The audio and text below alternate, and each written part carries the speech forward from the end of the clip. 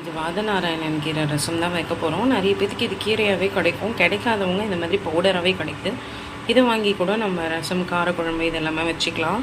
வாதநாராயணன் கீரை சாப்பிட்றதுனால என்ன பெனிஃபிட்னு பார்த்தீங்கன்னா, பக்கவாதம் இருக்கவங்களுக்கு ரொம்ப யூஸ்ஃபுல்லாக இருக்கும். அது படிப்படியாக சரியாகும். அப்புறம் கை கால் வலி, மூட்டு வலி, பேக் பெயின் இந்த மாதிரி என்னென்ன பிரச்சனை இருக்கோ இது எல்லாத்துக்குமே ரொம்ப நல்லது. ரசமும் சூப்பரான டேஸ்ட்டில் இருக்கும். இப்போ எப்படி செய்யுதுன்னு பார்க்கலாம்.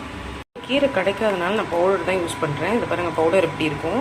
நம்ம எப்பயும் போல் மிளகு, சீரகம், காஞ்ச மிளகாய், பூண்டு எல்லாமே சேர்த்த பிறகு இந்த வாதநாராயண கீரை பவுடரையும் போட்டு மிக்சியில் எப்பயும் போல் ரசத்துக்கு அரைப்போம் இல்லையா, அப்படி அரைச்சிக்கோங்க. போட்டால் போதும், தேவையான அளவு சும்மா ஒரு 2-3 ஸ்பூன் போட்டால் போதும். சும்மா மருந்தெல்லாம் நிறைய எடுத்துக்கிறதுக்கு பதிலாக இந்த மாதிரி நல்ல கீரை இதெல்லாம் நம்ம சாப்பிட்டாலே ரொம்ப நல்லது. அதுவும் நம்மளோட உணவில் மட்டும்தான் நம்ம மருந்தே அதாவது சாப்பிடாம உணவு மூலியமாகவே நம்ம எல்லாத்தையுமே சரிப்படுத்திக்க முடியும். ஸோ எல்லாருமே இதை செஞ்சு சாப்பிடுங்க. மாதத்தில் அட்லீஸ்ட் ஒரு 2 டைம்ஸ் வச்சு சாப்பிடுங்க. ரொம்ப டேஸ்ட்டாகவும் இருக்கும், ரொம்ப நல்லது, ஹெல்த்தியும் கூட. இப்போ இருக்கிற எல்லாத்துக்குமே இந்த பிரச்சனை இருக்குது இந்த ஜென்ரேஷனுக்கு. இனி அடுத்து வர ஜென்ரேஷன் எப்படின்னே சொல்ல முடியாது போல். ஸோ நம்ம இப்போத்துலேருந்தே இதெல்லாம் ஃபாலோ பண்ணோன்னா ரொம்ப ஹெல்த்தியாக இருக்கலாம். ஸோ இப்போ இதை கொஞ்சமாக தண்ணி விட்டு எப்பயும் போல் ஒரு கொரன்னு பேஸ்ட்டாக அரைச்சிக்கோங்க. இந்த அளவுக்கு கொரன்னு அரைச்சிக்கோங்க.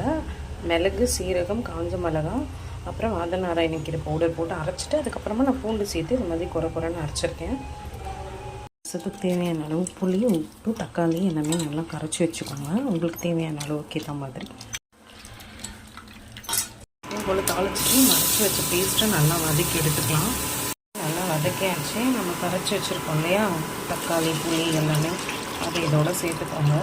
நம்ம ஜார் கழுவுறோம்ல, அந்த தண்ணியும் இதோட நம்ம ஆட் பண்ணிக்கலாம். நல்லா கரைச்சி விடுங்க. ஏன்னா நம்ம வதக்கி இருக்கிறதுனால சட்டுன்னு கரையாது. கொஞ்சம் நல்லா கரைச்சி விடுங்க. ஒரு 3 to 4 days கூட நம்ம வச்சு சாப்பிடலாம். இப்போ உங்களுக்கு தேவையான அளவு தண்ணி சேர்த்துக்கோங்க. உப்பு எல்லாம் கரெக்டாக இருக்கான்னு செக் பண்ணிக்கோங்க. ரசத்துக்கு நீங்கள் கொத்தமல்லி, கறிவேப்பிலாம் சேர்க்கணுன்னு அவசியமே இல்லை. ஏன்னா வாதநாராயணன் கீரையே அவ்வளோ வாசனையாக சூப்பராக இருக்கும். அதனால் நான் அதெல்லாம் சேர்க்கல. நீங்கள் திருப்பியும் ஒரு தடவை கூட தாளிச்சிக்கோங்க ரசத்தை லாஸ்ட்டாக. கட்டி பெருங்காயம் தான் ஒரு கட்டி போட்டிருக்கேன். ஏன்னா ரொம்ப நல்லது கட்டி பெருங்காயம் சேர்க்கும் போது. இப்போ இதை நல்லா கொதிக்கணும். நல்லா ஒரு 2 கொதி வந்த பிறகு நீங்கள் தாளிச்சுக்கிட்டு அடுப்பு ஆஃப் பண்ணிட வேண்டியதுதான். இந்த வாசனை பிடிக்குன்றதுனால நான் ஃபைனலாக ஒரு 3 பச்சை மிளகாவை பாதியாக நறுக்கி போட்டிருக்கேன். உங்களுக்கு பிடிக்கும்னா சேர்த்துக்கோங்க, இல்லைன்னா ஸ்கிப் பண்ணிவிடுங்க. அந்த மாதிரி போடும்போது வாசனை சூப்பராக இருக்கும். இப்போ இன்னும் நல்லா கொதிக்கணும். ரசம் கொதித்த உடனே தான் நிறுத்தணும். வாதநாராயணன் கீரை ரசம் தாங்க வச்சுருக்கோம். இது பார்த்திங்கன்னா பக்கவாதம், கை கால் வலி, அப்புறம் நிறைய சளி அதிகமாக இருக்கிறவங்களுக்கு, இருமல் அதிகமாக வரவுதுன்றவங்களுக்கு நம்ம இதை தொடர்ச்சியாக சாப்பிட்டோம்னா நல்ல ஒரு ரிலீஃப் கிடைக்கும். கை கால் வலி, முட்டி வலி சீக்கிரமாகவே குணமாயிடும். பக்கவாதம் இருக்கவங்க கரெக்டாக நம்ம இதை ஃபாலோ பண்ணோன்னா 15 நாளுக்கு ஒரு தடவை இது ரசமாவோ, சாம்பார், காரக்குழம்பெல்லாம் வச்சு சாப்பிட்டோம்னா ரொம்ப நல்லது. இது மாதிரி வாதநாராயணன் கீரை கிடைக்காதவங்க நம்ம பவுடரை வச்சு நீங்கள் செஞ்சுக்கலாம். எல்லோரும் ட்ரை பண்ணி பாருங்கள். ரொம்ப ஹெல்த்தியானது.